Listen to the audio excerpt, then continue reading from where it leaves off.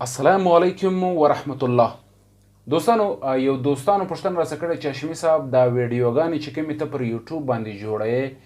او دومره محنت کې یو ځل یې ریکارډینګ کې بیا ویډیو ایډیټ کې او بیا یې اپلوډوې پر یوټیوب باندې د دې مقصد څه دی او د دې مطلب څه دی او دا کار ته ولې کوې؟ دوستانو محنت چې کله یو سړی کوي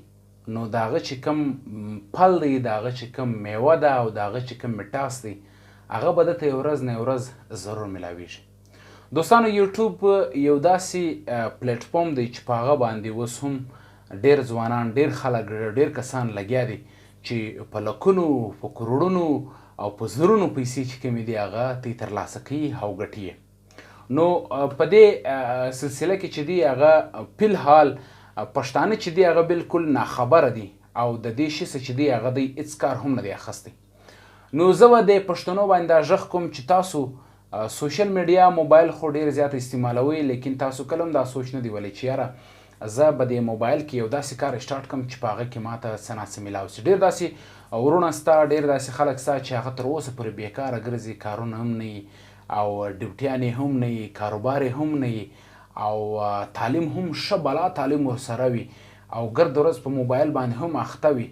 او لا بیا هم دی د دې شي څه کار نه واخلي نو دا ډېر تعجبه ده. دوستانو نن سبا د سوشل میډیا باندې چې کومې پیسې ګټل کیږي هغه په یو شي باندې هم نه ګټل کیږي لیکن یو شی به تاسو ضرور په یاد ساتئ چې دا ډېر محنت غواړي او دا ډېر زحمت غواړي او دا ډېر وخت غواړي. چې کله ستا محنت زحمت او وخت شروع وي او څه ناڅه ستاسو قابلیت چې کوم دی هغه په دې کې نو انشاءالله ډېر زر تر زره به تاسو د یوټیوب څخه هم پیسې اخیستی سي تاسو ته فیسبوک څخه هم پیسې اخیستی سي او تاسو څخه د نور هم داسې ډېر ښایسته ښایسته ویبسایډونه شته چې پر هغه باندې تاسو په زرونو او په لکونو پیسې چې کومې دي هغه تاسو ترلاسه کولی سي. نو ما هم یو دا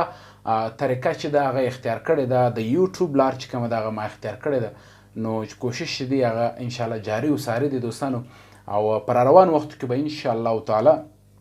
زه ستاسو سره د فیسبوک په اړه باندې چې نور کومې معلومات دي چې ویډیو څنګه جوړیږي څنګه ایډیټ کیږي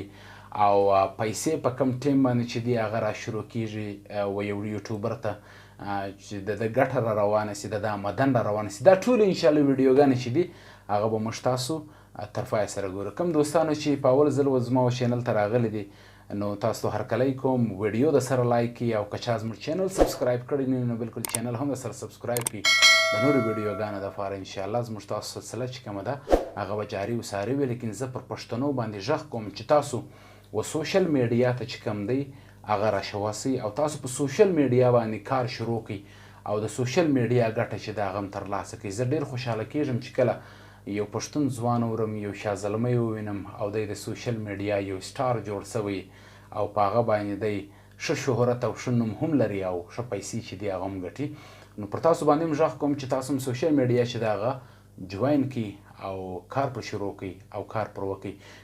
ضروري نه ده چې تاسو به خامخا یو داسې کنټنټ یو داسې کار به شروع کوئ چې هغه به ستاسو ناوړه وي. نه چې کوم کار کې تاسو ښه مهارت لرئ ښه شوق لرئ هم پر هغه کار باندې دننه څه کار شروع کړئ انشاءالله ستاسو لپاره به یو شی ضرور جوړیږي. تر بل ویډیو پورې